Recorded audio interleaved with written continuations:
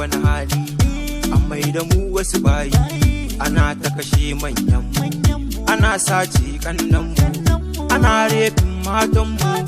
ana sace abincin mu ana barin mu da yunwa muna san tsaro a arewa shugabannin mu ku dubawa ya kamata ku yo gyarawa hakkin ku yo karewa kar ku bar mu yi kokawa adalci ku yo samarwa use me on this one so